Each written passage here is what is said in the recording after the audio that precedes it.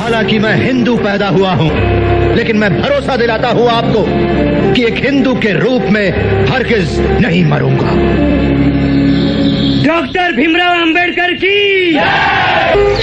भगवान विठोबा नीची जाति के लोगों को दर्शन नहीं देता। ऐसे भगवान के पास क्यों जाएं, जो कि हमें आशीर्वाद भी नहीं देना चाहता। नासिक में मंदिर प्रवेश के लिए आप लड़े थे। हाँ, लेकिन वो लड़ाई हमारे हकों की थी, भगवान के दर्शन के लिए नहीं। अगर वो हमें हिंदू मानते हैं तो भगवान के दर्शन पर भी हमारा हक होना चाहिए। मैं और अछूतों की तरह दूर से ही दर्शन कर लूंगी। नहीं नहीं रमा, नहीं। समझने की कोशिश करो राम। जो भक्तों के बीच भेदभाव करे वो भगवान नहीं, पत्थर है। हमारा भगवान हमारे हृदय में है। उस भगवान के पास जाकर हमें अपने आप को छोटा नहीं करना चाहिए, जिसे हमारी परवाह नहीं। अपने पंढरपुर हम खुद बनाएंगे राम।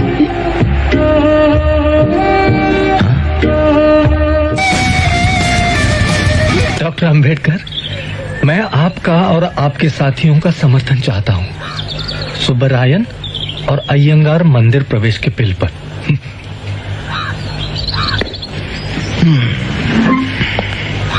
मान लीजिए मैं मंदिर प्रवेश बिल को स्वीकार कर लूं, लेकिन चातुर्वर्ण और जाति प्रथा के विरुद्ध संघर्ष करूं, आप कौन सा पक्ष लेंगे?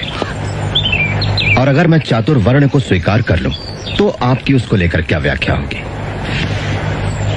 ब्राह्मण, क्षत्रिय, वैश्य और शूद्र, या इसका उल्टा, सबसे ऊपर शूद्र? डॉक्टर अंबेडकर, मैं एक हिंदू हूँ इसलिए नहीं कि मैंने हिंदू के घर जन्म लिया, बल्कि इसलिए ये मेरी इच्छा है और विश्वास है। कोई ऊंच नीच नहीं है, छोटा बड़ा नहीं है हिंदू धर्म में जिसका मैं आचरण करता हूँ। लेकिन अगर आपका झगड़ा वर्ण व्यवस्था से है, तो फिर मैं नहीं हूँ आपके पक्ष में, क्योंकि मेरी ये दृढ़ आस्था है कि वर्णाश्रम हिंदू धर्म का एक महत्वपूर्ण हिस्सा है। तब मैं भी आपके पक्ष में नहीं हूँ। बापू, हमारी मुक्ति राजनीतिक सत्ता पाने पर होगी, न कि तीर्थ यात्रा या फिर उपवास करने से। इजाजत चाहूंगा।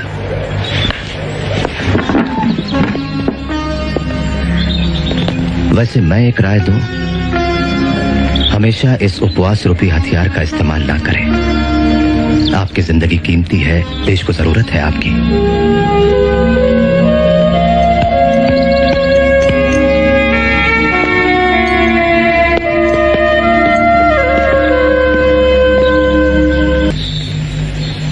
मेरे अभागे भाइयों और बहनों, जब मैं मुड़कर अपने आंदोलन के 10 सालों पर नजर डालता हूं, तो भविष्य के लिए चिंतित हो जाता हूं। बहुत हो चुका, अब हम चुपचाप नहीं बैठेंगे। समय आ गया है जब हम इन दमन और तिरस्कार की जंजीरों को तोड़ दें। जात पात के इस दलदल से बाहर निकल आइए जिसने हमें बद से बदतर जिंदगी दी। इन सामाजिक बेड़ियों को तोड़कर बाहर निकल आइए और चुन लीजिए ऐसे धर्म को जो हमें बेहतर अवसर और समानता का अधिकार दे। दुर्भाग्य से मैं एक हिंदू अछूत के रूप में पैदा हुआ।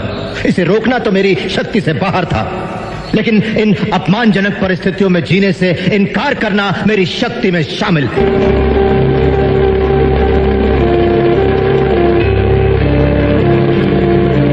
हालांकि मैं हिंदू पैदा हुआ हूं, लेकिन मैं भरोसा दिलाता हूं आपको कि एक हिंदू के रूप में हरगिज नहीं मरूंगा।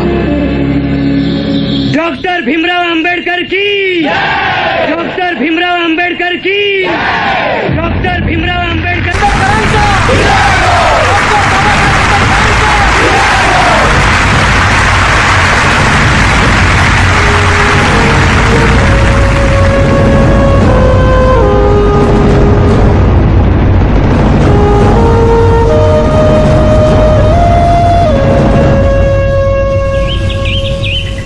This is an unfortunate decision.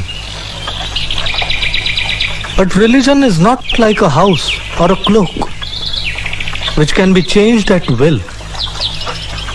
It is a more integral part of one's own self than of one's body. Dr. Ambedkar's bitterness clouds his vision The millions of illiterate Harijans will not listen to him. Their lives, for good or evil, are involved with caste Hindus. Every known religion would fail if judged by the standards of Dr. Ambedkar. But the press should also note that I feel whatever label the learned doctor wears in the future, he is not a man who will allow himself to be forgotten. Baba Sahib, sugar? You want to kill me? Just a little. You fool. Diabetes. Eat kadu neem leaves. Or better boil them 1/4 and drink every morning. That bitter dose, I have been swallowing it for my entire life. And now you are administering it to us. Doctor, your leaving will be a great blow to Hinduism. A blow? You surprise me, Mr. Pradhan. We unclean untouchables have been the contaminators, the pollutants of you pure Aryans. Won't our leaving cleanse your religion of all impurities? Baba Sahib, the exodus will not stop with you. It would be the death of Hindus in the long run. It matters little, Masrekar Maharaj. The history of Hindustan will continue. Not if the Hindus become a minority in our own land. Then let the caste Hindus take a pledge that they will get rid of the evil of untouchability in a prescribed period. Is that so easy? Look at the magnitude of the problem. It would require time. Well, I can wait for 5 years for a change in Hindu hearts. But what guarantee? How am I to be sure? Yes, I know that you will show your good intentions. Make him Maharishi Shankaracharya for 1 year. Let thousands of Brahmins fall at his feet.